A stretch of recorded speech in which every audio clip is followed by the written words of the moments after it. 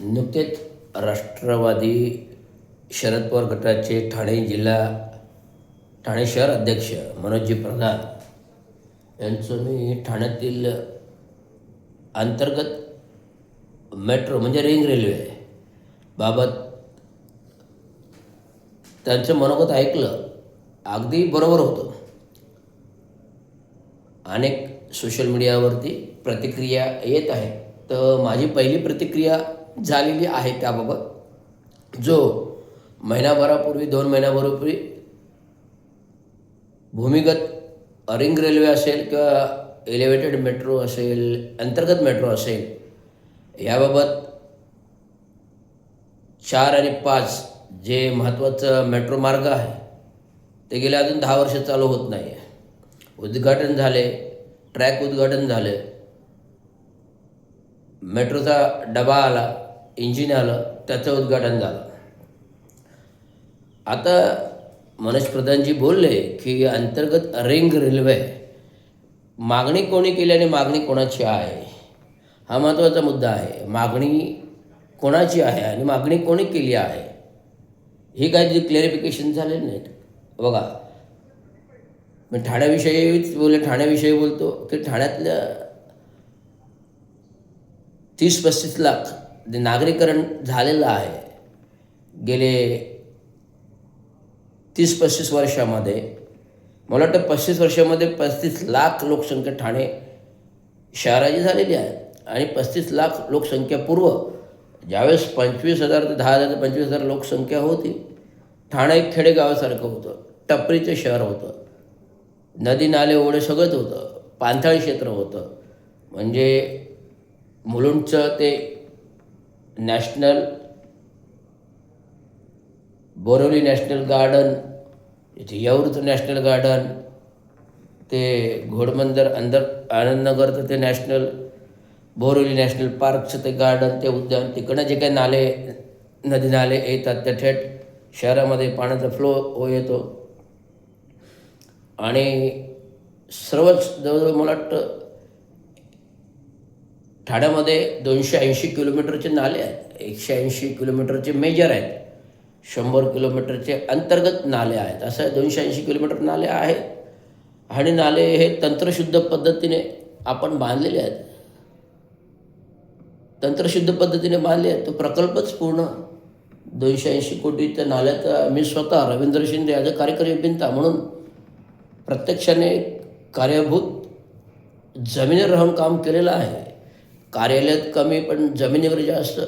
कार्यालयात कागद पेपर पुरता तर मी ऐकतोच आणि विविध धुरंधर काम केले. कोविड कालावधी असो का कोणती पुराची आपत्ती असो, पावसाळ्यामध्ये कुठल्याही पुराची आपत्ती असो की कोविड कालावधी असो, पुराच्या आपत्तीमध्ये मी गुडघ्यावर पाण्यातून फिरलेलो आहे एक वसाहत. कोविड कालावधीमध्ये कोविडची तमा न बाळगता मी स्वतः विदाऊट मास्क, कोणतेही मास्क न घालता प्रत्येक साईडवर फिरायचं. विजय सिंगलजींनी मला लाईव्ह पाहिलं, व्हॉट्सअपवर पाहिलं, फेसबुकवर पाहिलं आणि नगराभियंत्यांना निर्देश दिले की अरे तुम्ही ते कार्यालयात बसून काय करतात, ते कार्यकारी अभियंता बघा प्रत्यक्ष साईटवर फिरतात, तिकडनं लाईव्ह मला पाठवतात. आणि हे लाईव्ह नगराभियंत्यांना रवींद्र खडताळ्यांना पाहिलं तेव्हा रवींद्र खडताळे घाबरले. अरे रवी अरे वेळ किती आणि तू जातो किती वाजता वगैरे. अरे आम्हाला प्रॉब्लेम होतो, ऐकतो लगेच आम्हाला झाडतात. तो तुमचा प्रश्न आहे. तुम्ही नगराभियंता शहराचे, तुम्हाला शहराविषयी काळजी पाहिजे. 24/7 काम करायला पाहिजे ना. नगराभियंता जर नॉट रिचेबल असेल आणि कार्यकारी अभियंता धुरंधर काम करत असेल, त्याला साथ देणार कोण? नगराभियंत्याने सार्वभौम साथ द्यायला म्हणजे खडताळे घाबरले. त्यामुळे असं सार्वभौम कार्यपद्धती रवींद्र शिंदेची होती आणि राहिली आणि राहत आली आहे. बरे मी सेवानिवृत्त जरी झालो असलो तरी मी तांत्रिकदृष्ट्या अभियंता आहे. मी सेवानिवृत्त एक अधिकारी कर्मचारी कार्यकारी अभियंता पदावर निवृत्त झालो. धुरंधर संघर्ष आणि धुरंधर अन्यायाने निवृत्त झालो. परंतु धुरंधर संघर्ष अन्यायाने परंतु सेवानिवृत्त फक्त एक वयोमान आहे. वय हा फक्त आकडा आहे. परंतु ज्ञानाने सेवा नाही झालं ना. नृत्य ज्ञान तर आहे ना, का ते ज्ञान आहे, सगळ्या गोष्टी आहेत. बौद्धिकता आहे, शिक्षण आहे, ते विसरू शकत नाही ना. मी रिटायरमेंट झाल्यानंतर स्वतःच्या कंपन्या मी फॉर्म केल्यात. आधी 10-15 वर्षाचे माझे मित्र वापरत होते. सर्व त्या कंपनीवर आता मी काम करत आहे. डायरेक्टर म्हणून 11 मेंबर्स आहेत. आणि मी जे ठाणे शहराच्या विकासाच्या बाबतीत जो सल्ला आहे तो मी देण्याचं काम करतो. गेल्या 2-3 वर्षांमध्ये मी बरेच महत्त्वाचे मुद्दे मांडले. म्हणजे ट्रॅफिकवरचा प्रश्न मांडला, पाण्यावरचा प्रश्न मांडला, अंतर्गत नागरी सुविधाबाबत प्रश्न मांडला, झाडांबद्दल प्रश्न मांडला. अनेक प्रश्न मी विधानसभापर्यंत पोहोचवले. धरणाचा प्रश्न मी विधानसभेमध्ये पोचवला. जितेंद्र आव्हाड साहेबांनी माझं व्हॉट्सअपवर सतत पाहून तो प्रश्न मांडला विधानसभेत. आणि उपमुख्यमंत्री त्याने तो मार्च नवीन बॉडी आली विधानसभा, त्याच्यामध्ये मान्य केलं आणि त्याचं काम चालू झालं. जमीन हस्तांतरणाचं काम चालू झालं आहे. कलेक्टर आणि MMLA चालू आहे. ट्रॅफिकचा मुद्दा मांडला आहे. NDTVला माझी मुलाखत झाली. NDTV मराठीवर मुलाखत झाली. त्याच्यामध्ये तोडगा दिला की आनंदनगर चेकनाका ते अहमदाबाद रोड फाउंटनपर्यंत एलिव्हेटेड मार्ग घ्या. आणि हा एलिव्हेटेड मार्गामधील आनंदनगरपासून ते चायना क्रीकपर्यंत जेवढे जंक्शन्स आहेत मध्ये आनंदनगर, तीनाथ नाका, नितीन कंपनी, कॅडबरी, कापूरबावडी, माजिवडा कापूरबावडी, पार, मानपाडा, वाघबीळ, चायना क्रीकपर्यंत जेवढे जंक्शन्स गेले आहेत ते त्याला वरती उचलून कनेक्ट करा, सबवेज करा. म्हणजे ट्रॅफिक डिवायडेशन होईल आणि ट्रॅफिक सेपरेशन होईल. मोठं ट्रॅफिक स्ट्रेट जाईल. आणि आता समृद्धी मार्गाचा एलिव्हेटेड मार्ग येतो आहे ना आनंदनगरपर्यंत, मग तो पुढे अहमदाबादपर्यंत कनेक्ट करा ना. हे सोल्युशन आहे. असे पर्याय सुचवणारे गोष्टी सामाजिक संस्था असतील, कोणी सामाजिक कार्यकर्ता असतील, कोणी ते करावं. शहरामध्ये 1 लाख ट्रॅफिक येतो, 1 लाख ट्रॅफिक जातो. आणि ठाणे स्थानकाकडे येणारं ट्रॅफिक भरपूर आहे. त्याला पार्किंग करायची व्यवस्था नाही आहे. तर आता ही पार्किंग करायची व्यवस्था गावदेवी भाजी मंडईमध्ये आहे. आणि गावदेवी मैदानामध्ये आपण भुयारी पार्किंग केलेलं आहे. आणि आता नव्याने गडकरी रंगत्यानं पार्किंग होते. हे समाजच्या गुट त्याच्या विरोधात आंदोलन करत आम्हाला पार्किंग नाही, त्यामुळे हे स्मारक हे पाहिजे, संग्रहालय पाहिजे. हे संग्रहालयाला वेगळी जागा आहे. 10 वर्षापूर्वी 2010मध्येच माझ्या विभागात मी स्वतः तो प्रकल्प बनवलेला आहे पार्किंगचा, मसाल्याचा. गोव्याला जसं MOG आहे, तरी तसं ठाण्यामध्ये MOT व्हावं.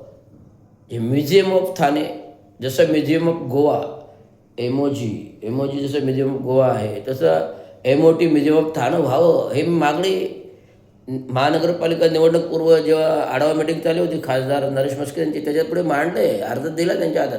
अरे रवी, हे मला माहीत आहे, हे मंजूर आहे, तुम्ही केला होतात माहिती आहे, पण ते लवकरात लवकर होईल अशा प्रकारचं चालू आहे. आणि मी नगरबंधपुढे पण ही मागणी दिली. नगरबंध वाचलं, घेतलं. हे नियोजन आहे. पार्किंग प्लाझाच्या बाजूला ज्युपिटर हॉस्पिटल आणि पार्किंग प्लाझाच्या बाजूला आपलं रिझर्वेशन लॉरी स्टँडचं रिझर्वेशन प्लॉट आहे. त्याच्यावर हा प्रकल्प गठीत केलेला आहे आपण. परंतु तो 26-27च्या अर्थसंकल्पामध्ये घेतलेला नाही आहे. तो 26-27च्या अर्थसंकल्पामध्ये त्याच्यामध्ये नमूद नाही. आता येणाऱ्या पुढील भविष्यामध्ये तो आपण 27-28च्या अर्थसंकल्पामध्ये घेऊ आणि मसाले, म्युझियम, जो काही ज्या योजना आहेत त्याला राबवू. ठाण्यामध्ये असं कोणाला वंचित नाही ठेवलं. आपण आर्ट गॅलऱ्या केलेल्या आहेत. कापूरबावडीच्या बाजूला आर्ट गॅलरी आहे. हिंदवी बाळासाहेब ठाकरेच्या स्मारकामध्ये संपूर्ण व्यवस्था आहे. आर्ट कला दालन आहे.